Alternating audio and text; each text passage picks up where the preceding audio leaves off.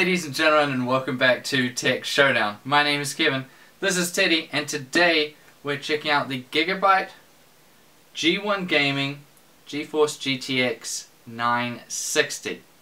So this will be quite interesting, so we're going to be taking a look at this one. I'll be telling you a bit about it.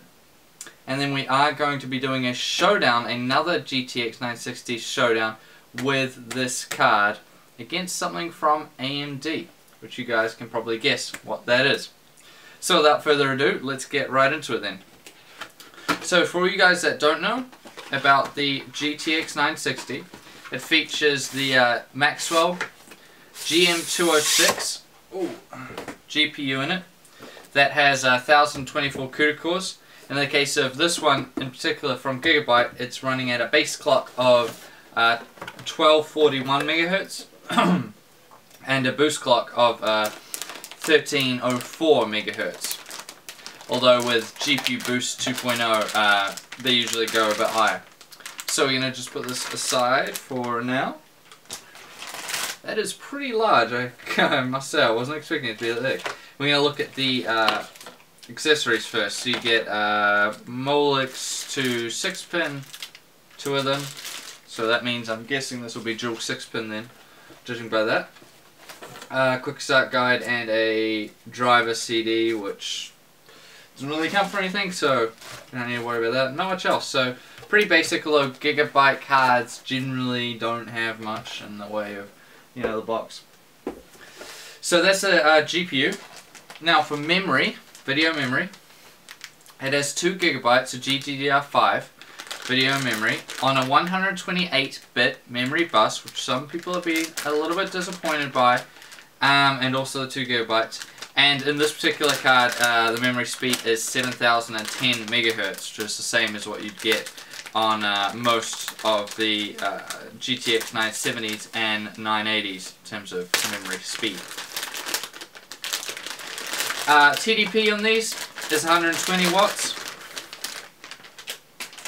Very nice. Very nice indeed. Now, because of that small amount, small memory bus, I'll just take the plastic off here.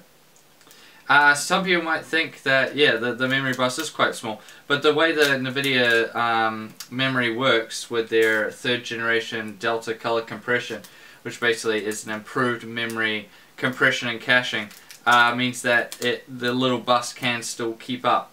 However, as we've previously discussed, it's more the 2 gigabytes that is the issue. It's not even at high resolution, just at, you know, some high-end 1080p games it can be an issue. Now it also features dynamic super resolution or super sampling anti-aliasing, which renders the scene at a higher resolution and then downscales it for better graphics. It also has MFAA, which is just a more efficient version of MSAA,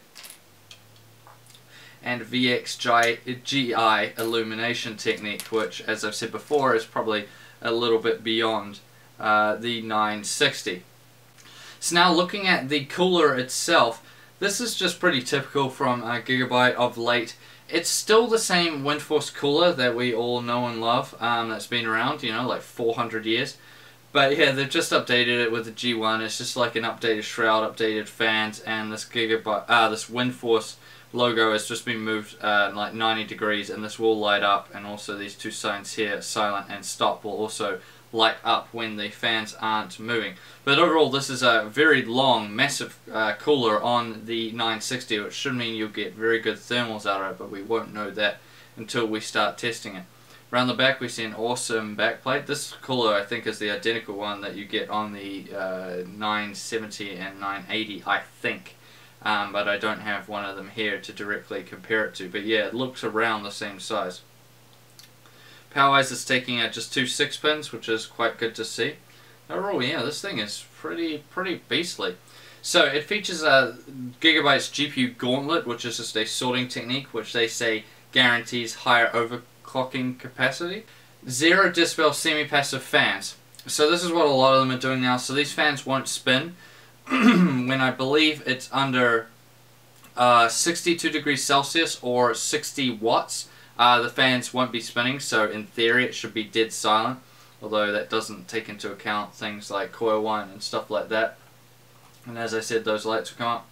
Now they have, moving around now to I/O. So you see it has a triple DisplayPort down the bottom here, DVI-I and DVI-D up the top, and an HDMI 2.0 port. Now over on the right hand side, where the DVI-D is and the two display ports, what happens there is you can only use, say, the DVI-D or the both one or both of the display ports. So it's their flexi display thing. Well, this is still good. That means, you know, you could run triple G-Sync monitors off this, 4K if you really want on this thing. If you really wanted to, 4K at 60 Hz off that HDMI. But yeah, I/O wise, I think it's really good. They've pretty much put everything in there, 6 different ones to pick from, which is always good to see. So I'm pretty happy there. It also has their ultra durable VGA, which means lower GPU temperatures, better overclocking capability, and decreased power switching loss. So all that just means this card overall should be fairly solid. I mean, thermals aren't everything. As you know, anyone who's overclocked graphics cards before will know is that, you could have a card that performs thermally, got heaps of headroom left, but then sometimes the chip can only take so much overclocking and it won't go any further. So that is still something that you need to be aware of. Up top, just a single SLI finger, which means that you're only going to be doing two-way SLI with this guy. And I think we pretty much covered all of it. So yeah, this card is looking pretty good. It's going to be pretty beast. I think it should do quite well for a 960. But we're going to put it up against a AMD card and see how it does. So please subscribe to Tech Showdown so you catch that video as soon as it drops. I thank you all for watching this video, and I'll see you guys next time.